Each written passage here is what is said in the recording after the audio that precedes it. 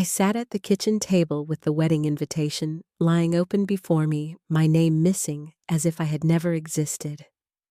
The light above flickered softly, throwing shadows against the wall. I traced the edge of the paper with my fingertip each pass, carving deeper into my chest. The room around me was silent, except for the faint tick of the clock each second stretching into a lifetime. I tried to breathe slowly, but the air felt too heavy, pressing down until my shoulders ached. Once, I believed family was unshakable, the only place that would never erase me. Yet here I was, staring at proof that even blood could sever ties without warning. My sister's hand had written so many names, so many smiling guests, yet she left me outside her circle. I whispered the words to myself, not wanted, tasting their bitterness. The refrigerator hummed like a low reminder that life moved on, that the world kept turning while I stayed frozen. My heart searched for something steady to hold on to. Was I invisible all along, or had I only become so now? The quiet night offered no answer. Only my own question lingered. What am I worth without them? I used to think of my sister and me as inseparable, bound by childhood memories that felt unbreakable. We grew up in a modest house where the paint peeled from the windowsills and the floorboards creaked at night, but laughter filled every corner. On summer evenings, we would chase fireflies across the yard until our hands glowed with their fragile light. She would whisper secrets into my ear under the blanket fort we built, from old sheets, swearing that no matter what, we would always protect each other. Back then, I believed her word was stronger than steel.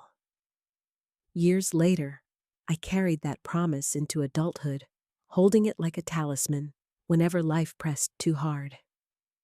When my parents divorced, when jobs slipped through my fingers, when nights felt too long, I leaned on the idea that my sister would never abandon me. Even as she climbed higher, earning more, hosting glittering parties, surrounding herself with polished friends, I told myself there was still a place for me beside her. I was not looking for wealth or status. I only wanted the bond that once kept us steady. So when whispers of her upcoming wedding began to spread through the family, I let myself hope again. I imagined her reaching for me, asking me to stand close as her anchor. I pictured the dress, the music, the way she might glance at me across the crowd, as if to say, "See, we made it this far together." That image carried me through long work shifts and sleepless nights. I thought of the photographs that would hang in her home, our faces side by side, proof that we had not drifted apart. Hope made me blind to the signs, the hurried tone in her voice when I called, the way she changed the subject when I asked about plans. I told myself she was busy, that the silence was temporary. I still bought her a gift, wrapped in silver paper, tucked neatly into the corner of my room, where I could see it each morning. The idea of celebrating her happiness was enough to soften the edges of my own loneliness. There was comfort in believing I still belonged, that she remembered the little sister who once stayed up all night to keep her company when storms rattled the windows. I never questioned my place in her story. I thought family meant permanent space in each other's lives. The thought of being excluded never crossed my mind, so I waited, certain my invitation would arrive late, perhaps overlooked in the mail. I told myself over and over that nothing could truly erase me from her world. After all, wasn't I the one who always stood by her? The envelope I expected never came. Each day, I checked the mailbox, my hands brushing through flyers and bills, waiting for the cream-colored card that should have held my name. By the third week, I felt a knot forming in my stomach. Doubt seeped in like water through cracked stone, slow but steady. I tried to quiet it, convincing myself that mistakes happened, that maybe she had written the wrong address. Finally, I picked up the phone, pressing her number with trembling fingers. The line rang too long before she answered. Her voice was smooth polished, the kind she used when speaking to clients or strangers, not to me. I asked about the wedding, my words careful, hopeful, clinging to the possibility of misunderstanding. There was a pause, a silence sharp enough to cut. Then she said, almost casually, that it would be a small gathering and they had to limit the list. My name was not on it. The words dropped heavy as though she had rehearsed them. My throat closed, and for a moment, I couldn't breathe. I wanted to protest, to remind her of every promise we once made as children, but my voice faltered. She filled the silence with polite explanations, each one colder than the last, before saying she had to go. The call ended with a hollow click that echoed in my ear long after the line went dead. I sat with the phone in my lap, my reflection caught in the dark screen. My chest burned, yet I forced myself to think it was a mistake of circumstance, not intention. Families have misunderstandings, I told myself. Maybe she felt overwhelmed. I tried to believe that excuses could mend the tear, that there was still a way back. But the unease only deepened. I replayed her tone, the distance in it, the way she didn't leave space for me to argue. That night, I placed the silver-wrapped gift on the table, staring at its neat edges. The ribbon looked too hopeful, too naive. The air in the room felt heavy, pressing down like a storm cloud. My mind searched for ways to explain away the rejection, but each attempt collapsed under the weight of her words. I had been erased not by accident, but by choice. And still, part of me clung to the fragile hope that she might change her mind, that somehow I would still find my place in her celebration. The morning of her wedding arrived with a sharp chill in the air, though the calendar said it was late spring.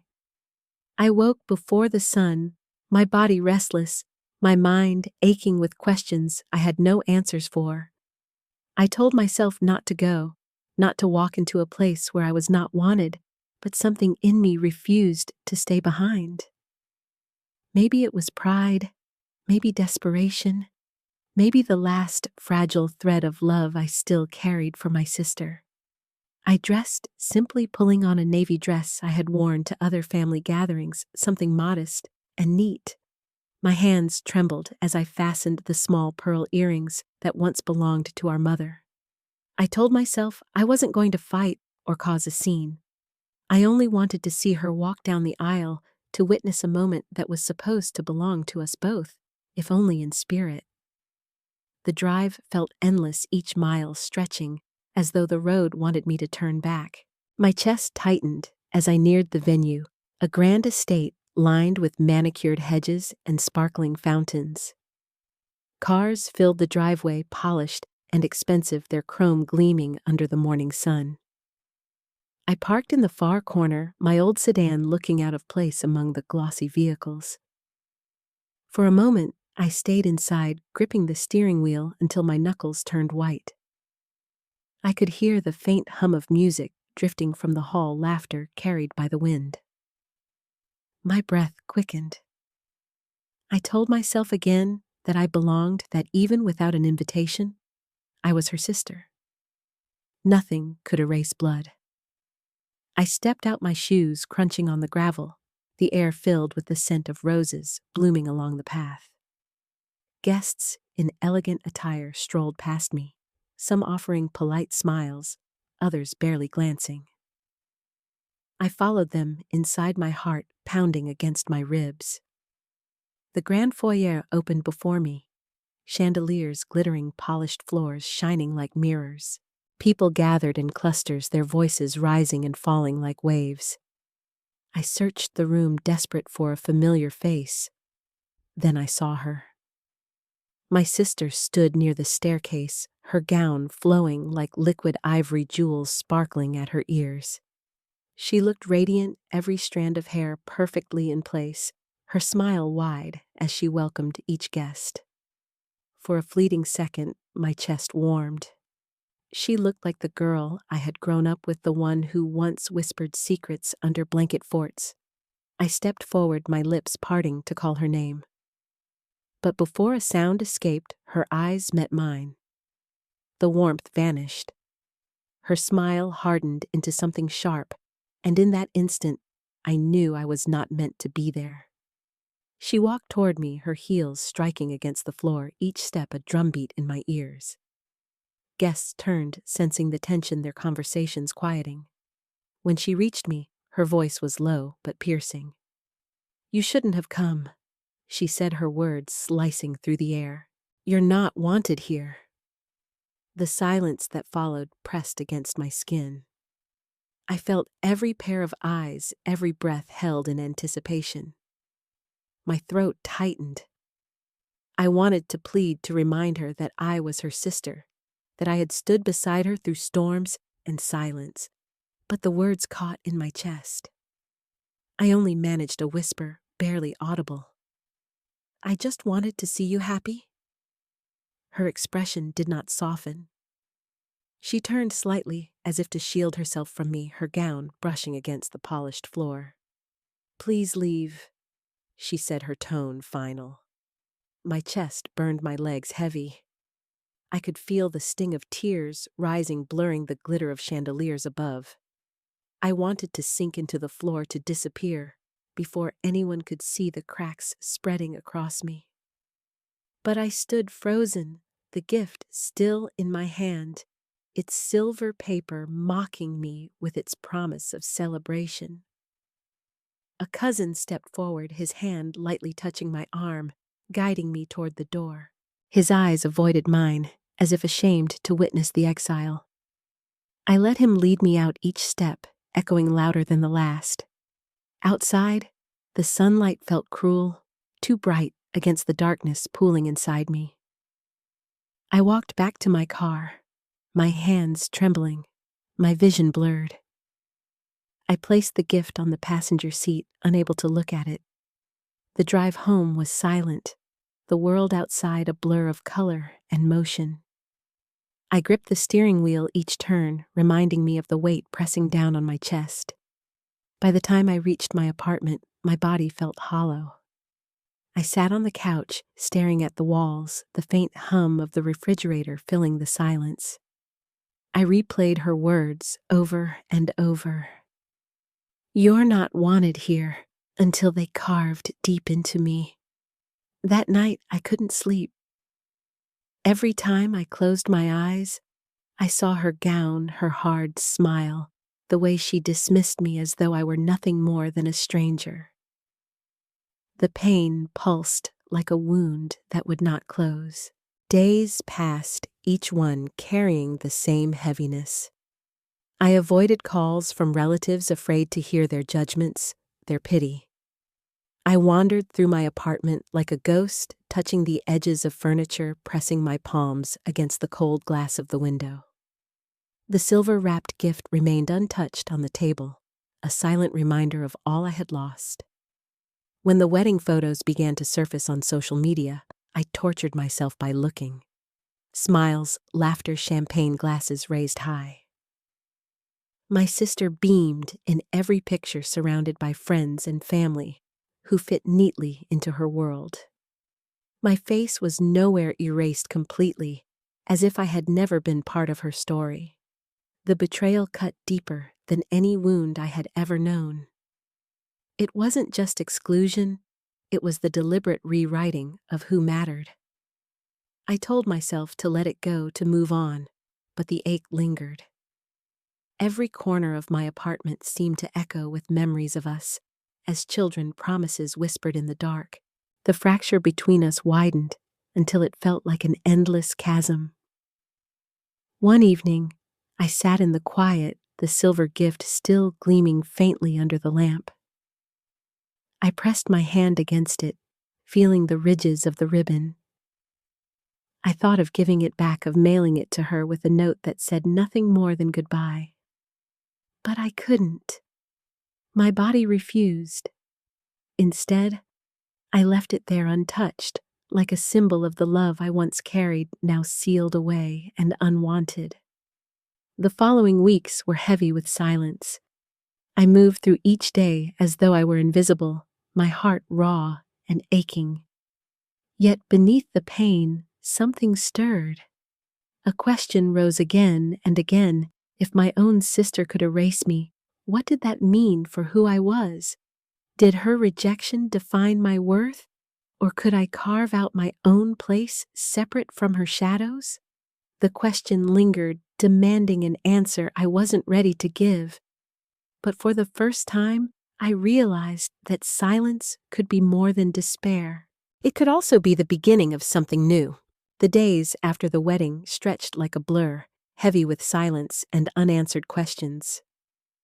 I carried her words everywhere, tucked beneath my ribs like a shard of glass. "You're not wanted here." They echoed in the quiet mornings, when I poured my coffee in the evenings, when the sun dipped low and painted the walls with shadows.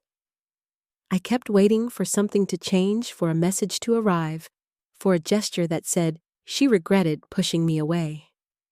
But nothing came. Instead, whispers filtered through the family grapevine. My sister had returned from her honeymoon to find bills piling up creditors, calling the first cracks forming in the polished facade she had built. Her mansion, the one she flaunted in glossy photographs, was sinking under the weight of debts. I listened quietly as cousins spoke in hushed tones, their voices thick with gossip, but I did not join in. I sat with the knowledge that her world, so carefully constructed, was beginning to crumble. Weeks later, the inevitable happened. The mansion was gone. Foreclosure swept it from her grasp like the tide pulling sandcastles into the sea. I heard about it before she called, though. When the phone finally rang her name, glowing on the screen, my chest tightened. For a long moment, I simply stared at it. The ringtone felt louder than usual, echoing in the small room. I picked up the phone, pressed it to my ear, and listened to her voice tremble. Gone was the polished tone she used at the wedding. Gone was the coldness that had sliced me apart. She sounded small, desperate, as though the walls she had built had finally caved in. She asked for me. She begged for me to come, to listen, to forgive. I closed my eyes, my body torn in two. A part of me longed to rush to her, to cradle her like we were children again, to remind her she was not alone. But another part, the part scarred and bleeding from her rejection, held me still. I remembered standing in that glittering hall, her eyes like knives, her voice telling me I did not belong. The pain surged fresh, mingling with the plea pouring through the phone. My lips parted, but no words came. I let the silence stretch, and eventually her voice cracked, filled with sobs. I wanted to say something, anything, but my throat refused. I lowered the phone onto the table, her cries spilling out into the room, until the line disconnected on its own. The apartment was silent again, yet not peaceful. I sat frozen, the weight of what I had done pressing on my shoulders. I had not screamed, had not sought revenge. I had simply given her what she had once given me: nothing. The calls came again, day after day. Sometimes I let the phone ring out, watching the screen until it dimmed. Other times I answered only to remain quiet, breathing, as she poured out apologies, excuses, explanations that twisted in on themselves. Each call ended with her begging for me to come, to help, to forgive. I said nothing. My silence was not anger, it was survival. It was the only way I could keep from being erased again. Still, the guilt lingered. I walked through my apartment at night, the silver gift box still on the table untouched, mocking me with its shimmer. I asked myself if I was cruel, if I had become what she once made me feel. But then, I remembered the sting of that day, the eyes of the guests, the shame burning in my chest as she told me to leave. That memory anchored me. It reminded me that I had the right to choose. For so long, I had let others decide my worth, measure my place. Now, for the first time, I held the power to decide who could and could not reach me. That realization was strange, almost frightening. I had never imagined power could be as simple as silence. As the weeks passed, the calls grew fewer, the desperation fading into emptiness. I no longer checked the phone obsessively. I no longer sat frozen after the ring stopped. I carried the stillness with me, a shield against the chaos of her downfall. My sister's world collapsed quietly while mine remained standing. In the absence of her voice, I began to hear my own. I filled my days with small acts of care. I walked to the park each morning, letting the air fill my lungs as the sun rose. I bought fresh flowers for the kitchen table, their colors bright against the dullness of the walls. I cooked meals for myself, savoring the scent of garlic sizzling in the pan, the warmth of bread fresh from the oven. These were things I had once thought meaningless, but now they felt like proof I was still alive, still capable of creating beauty for myself. At night, I wrote in a small journal, letting the pen trace out the hurt, the confusion, the fragile strength that grew each day. Sometimes I wrote letters to her, pouring out what I could not say aloud. I never sent them. They remained between the pages, folded into the story I was writing for myself. And through it all, the phone lay silent, the silver gift still wrapped untouched, glowing faintly under the lamplight. It no longer mocked me. It became something else, a reminder that I had carried love even when it was not returned, and that now I was free to carry it inward to myself. The pain did not vanish. It pulsed quietly, a scar that would always remain. But alongside it, something new was forming, a steady calm, a sense of dignity that no one could strip away. My sister had lost her mansion, her glittering world of glass and stone. But I had found something she could not take from me, the quiet strength of choosing myself. I never imagined silence could feel like defiance, but it did. Each time I let the phone ring unanswered, each time I set it down without a word, I reclaimed a piece of myself that had been taken the day she told me I wasn't wanted. It wasn't revenge, not in the way people might expect. I wasn't celebrating her downfall or gloating over the loss of her mansion. I felt no satisfaction in her pain. What I felt was something quieter, steadier. For the first time, I held my ground. I had spent years being the one who bent, who forgave quickly, who made myself small so others could feel big. I had been the listener, the secret keeper, the sister who absorbed insults in silence. That role had defined me for too long, but now, by not answering her pleas, I wasn't the disposable sister anymore. I was the woman who decided the weight of her own presence. My defiance didn't come in shouting or slamming doors. It came in stillness.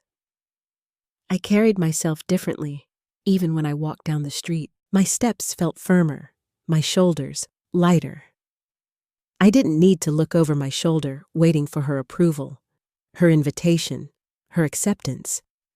I didn't need to measure my worth by her attention. When neighbors greeted me, I smiled without the shadow of shame. At work, I spoke up during meetings, my voice steady, no longer faltering. It startled me at first how strong I sounded. The memory of her wedding still stung, but instead of breaking me, it sharpened me. I could see now that her rejection had forced me to stop clinging to a place I was never meant to fit. And in refusing to step back into her orbit, I had found a different kind of belonging within myself. One evening, as the sun dipped low and painted the sky in soft amber, I stood by my window, watching the light spill across the street. The phone buzzed again on the table, her name glowing like an old wound. I let it ring until it silenced itself. Then I turned back to the light, breathing deeply, feeling the steadiness inside me. It wasn't vengeance. It was victory. a victory born not from her collapse, but from my refusal to collapse with her. For the first time in my life, I realized I could stand even alone, and it was enough. I began to notice the small things again. The rustle of leaves outside my window in the morning, the way sunlight broke into patterns across my kitchen table, the gentle rhythm of footsteps on the sidewalk below. These details, once drowned out by sorrow, now felt like proof that life still held beauty. I started walking each evening, letting the air cool my skin, the sound of children laughing in the park, carrying a kind of comfort I hadn't felt in years. The weight that once pressed against my chest had begun to ease. I didn't need her calls, her apologies, her explanations to breathe again. Instead, I found space in ordinary routines. I cooked meals that filled my home with warmth, the smell of bread rising in the oven, the hiss of onions on the pan. I filled vases with flowers from the market, their colors spilling across the room like little bursts of joy. I learned how silence could soothe rather than wound. It no longer meant rejection, it meant choice. In choosing not to answer, I had opened a door to myself. I began to laugh more easily with friends, to welcome their invitations without hesitation. There was no longer a shadow trailing behind me, whispering that I didn't belong. I found belonging in conversations over coffee, in evenings spent at the library, in mornings where I simply sat with a book and let time move gently. My journal grew thick with pages, each entry carrying reflections I had once been too afraid to voice. I wrote about loss, but also about resilience, about how dignity could rise quietly from the ruins of pain. And slowly, the ache in my chest softened. One evening, I passed by a wedding at the park pavilion. Music floated through the air, guests clapped as a bride and groom danced under strings of lights. For a moment, I stood still, remembering my sister's glittering hall and her hard voice. But instead of pain, I felt only calm. I turned away and continued walking my steps, light the night cool around me. I realized then that I had survived something sharp and unforgiving and come out not bitter, but whole. The storm had passed, and in its wake, I carried peace. I didn't need to win her back. I had already won something greater, the quiet certainty that my worth was never hers to decide. Looking back now, I see the long road I walked from that day in the wedding hall to the quiet evenings I spend in my own company.